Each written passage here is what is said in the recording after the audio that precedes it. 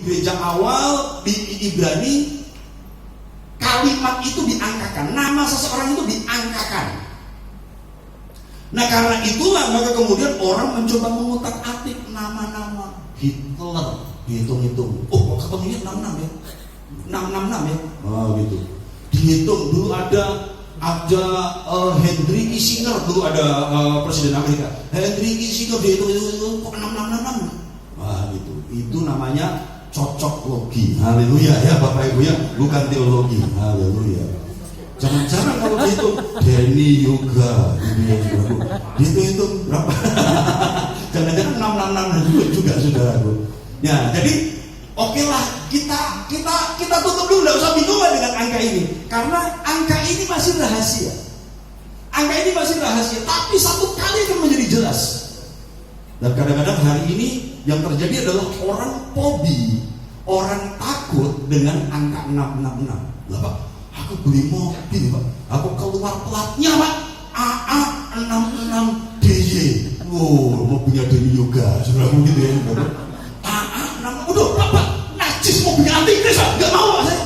Nek ragelem kayak no aku, saudaraku ya, karena belakangnya Denny Yoga, saudaraku.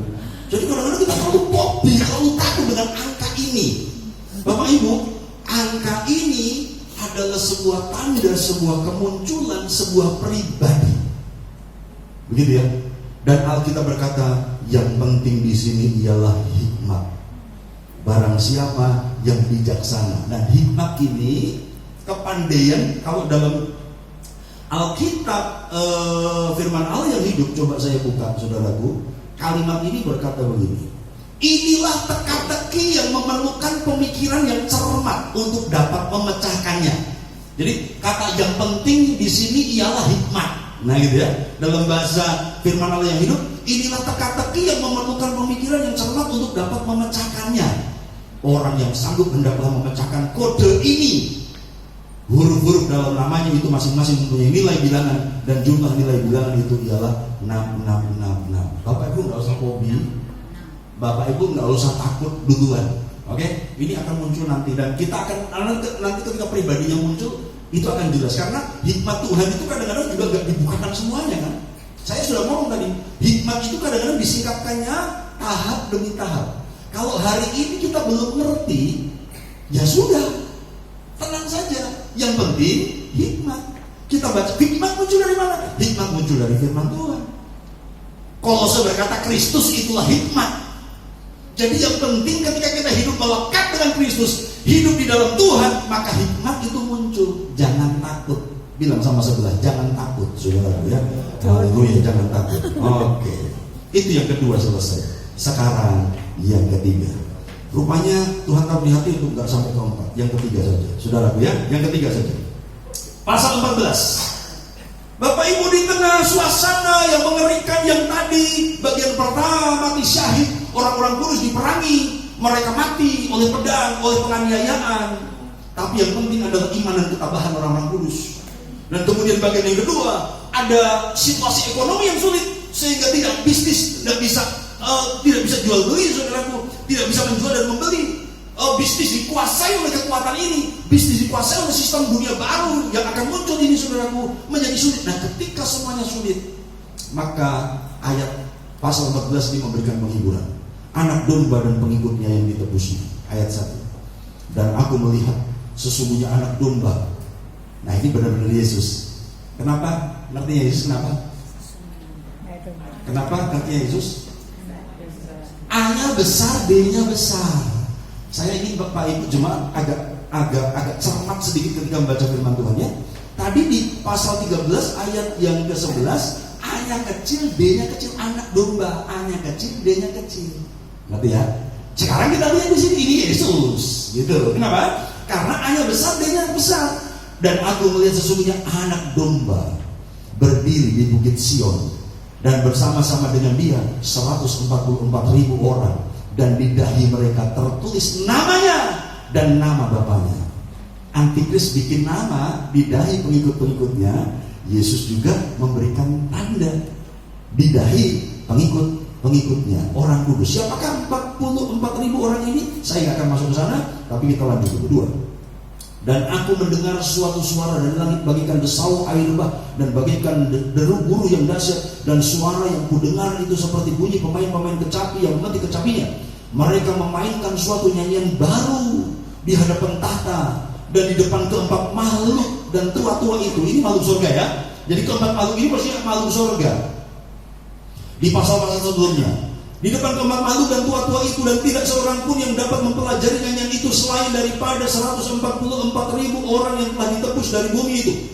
Mereka adalah orang-orang yang tidak mencemarkan dirinya dengan perempuan-perempuan hidup kudus, karena mereka murni sama seperti perawan. Mereka adalah orang-orang yang mengikuti anak domba itu kemana saja ia pergi.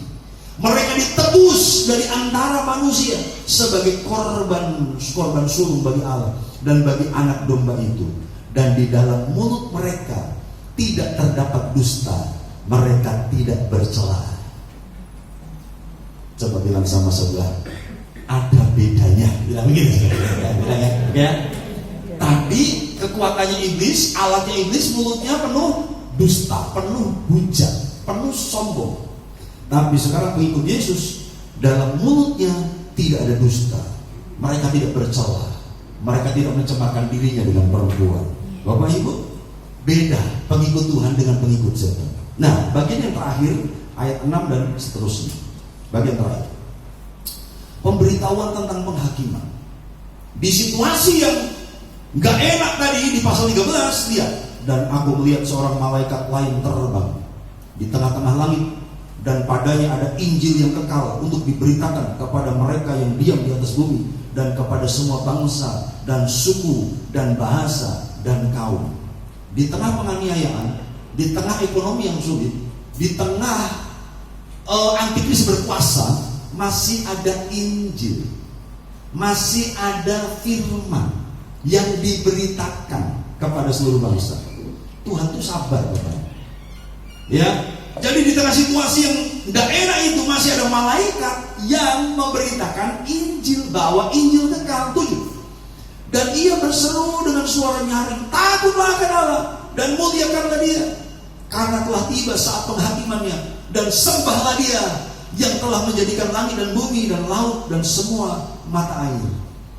Kalau binatangnya setan tadi mengarahkan manusia untuk menyembah setan, menyembah iblis, maka malaikat Tuhan mengarahkan umat-umat Tuhan, orang-orang untuk menyembah kepada Tuhan. Ya, jadi selalu kita diperhadapkan dengan dua pilihan itu. Ayat 8.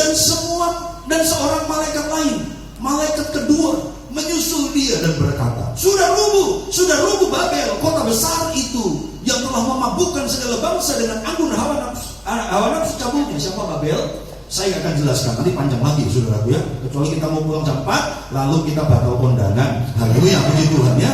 Bapak Ibu, siapa Babel? Oke, kita nggak akan bahas sekarang. Tapi ini berita kemenangan. Di ayat yang ke-7 ada berita pertobatan, ada seruan peringatan, dan ini sekarang ada berita kemenangan. Babel sudah rubuh. Ayat 9. Dan seorang malaikat lain, malaikat ketiga, menyusul mereka dan berkata dengan suara nyaring, jikalau seorang menyembah binatang dan patungnya itu dan menerima tanda pada dahinya atau pada tangannya, maka ia akan minum dari anggur murka Allah yang disediakan tanpa campuran dalam cawan murkanya. Jadi ini berita peringatan, jangan sembah binatang itu, sebab kalau menyembah binatang akan kena murka Allah, dan ia akan disiksa. Mereka yang menyembah binatang, mereka pengikut antikris, dan ia akan disiksa dengan api dan belerang di depan mata malaikat-malaikat kudus dan di depan mata anak domba.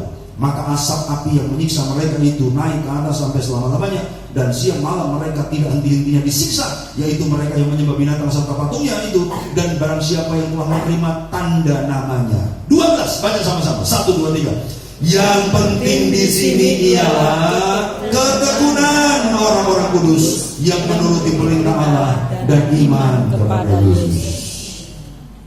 Yang penting yang pertama, ketabahan iman dan iman.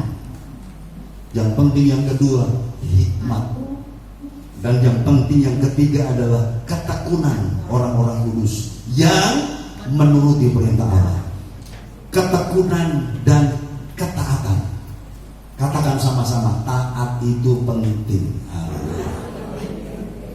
Yang penting ialah ketekunan orang-orang kudus yang taat kepada perintah Tuhan, dan sekali lagi iman kepada Yesus. Nah, bagian ini ditutup dengan ayat 13. Dan aku mendengar suara dari surga berkata, tuliskanlah, berbahagialah orang-orang mati yang mati dalam Tuhan sejak sekarang ini. Jadi jangan takut mati, saudara. Ya, haleluya. Sungguh kata Roh, supaya mereka boleh beristirahat dari jerih lelah mereka, karena segala perbuatan mereka menyertai mereka. Tutup Alkitabmu. Haleluya. Kita adalah orang-orang yang ditebus Tuhan. Bapak Ibu, ada hal-hal yang mengerikan yang akan terjadi ke depan, tetapi percayalah penyertaan Tuhan atas kita itu tetap.